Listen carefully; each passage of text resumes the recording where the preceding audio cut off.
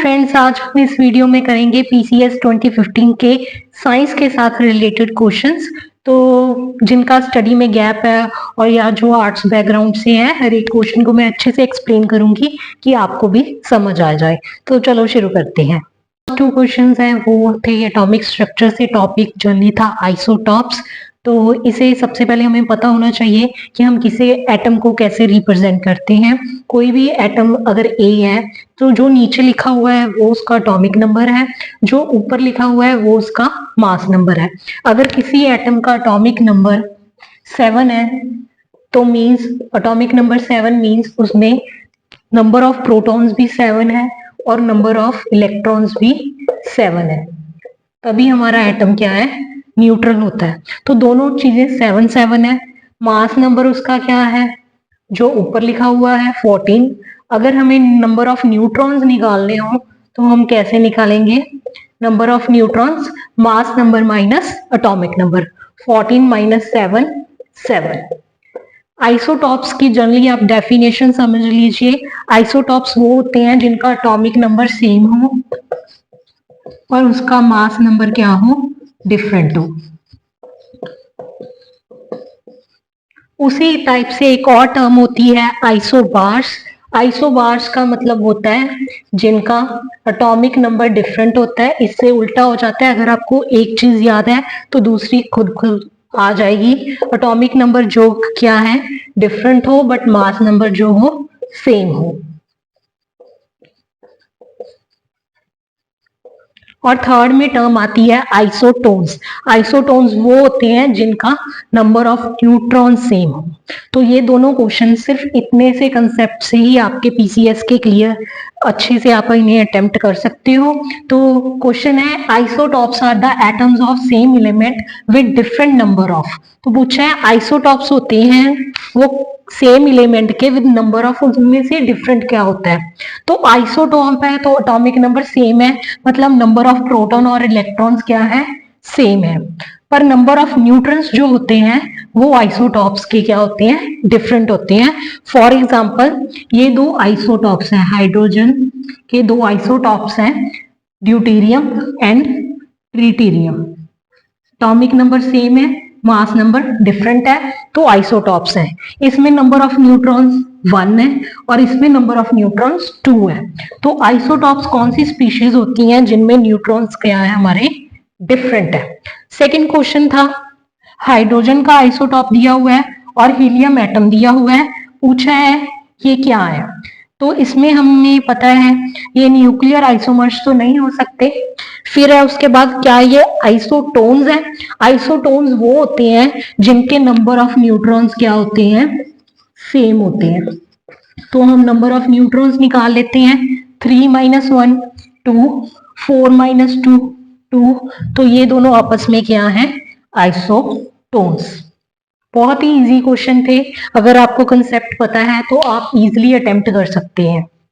The number of unpaired electron, ये +1 के concept से है, इलेक्ट्रो कॉन्फ़िगरेशन। तो यहाँ क्या है कि हमें दिए हुए हैं ऑर्बिटल दिए हुए हैं s और p। हमेशा लास्ट ऑर्बिटल हाईएस्ट नंबर यहाँ पर 2 है। लास्ट ऑर्बिटल की कॉन्फ़िगरेशन देखकर हम बताते हैं कि उनमें अनपेयर्ड इलेक्ट्रॉन कितने होंगे। s एक ऑर्बिटल होता है, उसमें 2 इलेक्ट्रॉन्स आते हैं, एक की स्पिन ऊपर एक की स्पिन नीचे। उसके बाद p ऑर्बिटल 3 होते हैं। ये ध्यान जरूर रखिएगा कि इलेक्ट्रॉन है जो फिल पहले हाफ करने हैं फिर फुल करने हैं, नहीं तो आपका आंसर गलत आएगा। तो p में कितनी है, 5। पहले हमने हाफ 3 फिल कर लिए, 4 5। तो क्वेश्चन पूछा है the number of unpaired electron. s तो हमारा फुली फिल्ड है, 2 इलेक्ट्रॉन होते हैं, 2 आ गए। p में हमने 5 फिल कर दिए, तो एक इलेक्ट्रॉन है जो हमारा अनपेयर्ड रह गया। तो इसका आंसर क्या है, 1। तो छोटे से कंसेप्ट को आपको पता है तो आप आसानी से कर सकते हो। फिर उसके बाद बायो से रिलेटेड क्वेश्चन था हीमोग्लोबिन। ये वैसे जनरली हमारी जीके भी होती है, हमें पता होता है हीमोग्लोबिन में कौन सा मेटल होता है, आयरन मेटल होता है और उस पे 2 पॉजिटिव चार्ज होता है। तो चार्ज ही पूछा था तो वो क्या होता है, 2 पॉजिटिव। हीमोग्लोबिन में आयरन मेटल होता है, कई बार मेटल भी पूछ लेते हैं, तो यहाँ तो मेटल ऑलरेडी दिया हुआ था उस पे चार्ज कितना होता है, 2 पॉजिटिव। थर्ड क्वेश्चन है which property of water make it good solvent. Water की कौन सी प्रॉपर्टी है जो उसे गुड सॉल्वेंट बना देती है कि उसमें हम जितनी चीजें घोलते हैं ऑलमोस्ट घुल जाती हैं, तो वो क्या उसकी प्रॉपर्टी है। वाटर क्या होता है, एक पोलर मॉलिक्यूल होता है। पोलर मॉलिक्यूल क्या होते हैं अब, जिनमें पॉजिटिव नेगेटिव दो चार्ज बनते हैं।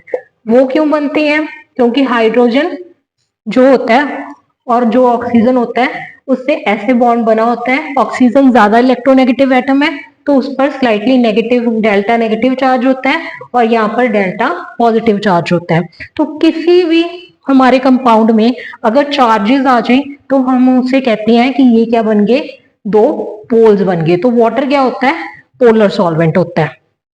तो दो पोल्स बने हैं तो इसको डाइपोल कह देते हैं। और किसी भी पोलर सॉल्वेंट की क्या होती है, डाइपोलर मूवमेंट।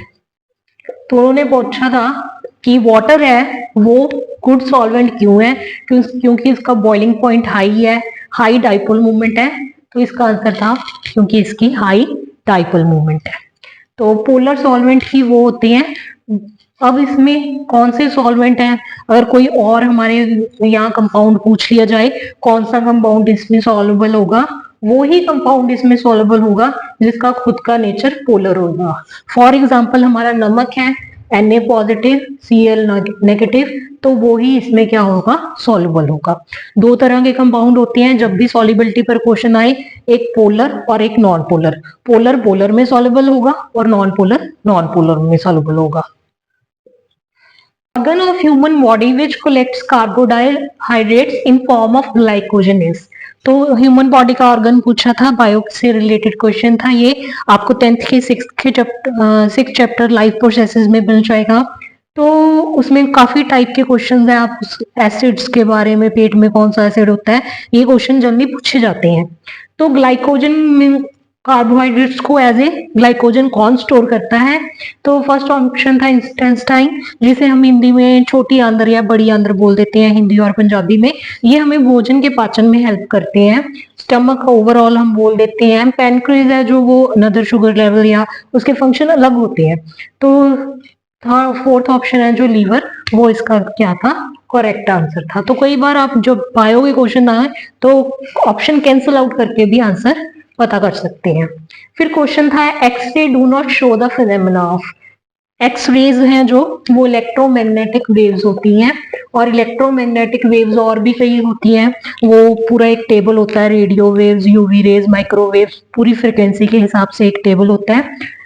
तो उसमें 7-8 टाइप की रेज होती हैं जो सभी क्या होती हैं, ईएम वेव्स होती हैं। और ईएम वेव्स है वो ना ही तो डिफ्लेक्ट बाय इलेक्ट्रिक फील्ड होती हैं, ना ही उन्हें इलेक्ट्रिक फील्ड डिफ्लेक्ट करता है, ना ही उन्हें मैग्नेटिक फील्ड डिफ्लेक्ट करता है। तो इसका सेकंड और थर्ड ऑप्शन था वो करेक्ट था। डायफ्रैक्शन, पोलराइजेशन, इंटरफेरेंस, तीनों जो फिनोमेना है वो लाइट के रिलेटेड है। हम आगे कोई क्वेश्चन करेंगे या टॉपिक के थ्रू पढ़ेंगे तो आपको इसका पता लग जाएगा। जनरली जो साइंस के हैं वो 12 टू लेके 15 मार्क्स तक क्वेश्चन आते हैं। तो 2 वीडियोस में वो कंप्लीट हो जाएंगे। आज के लिए इतना ही। Thank you.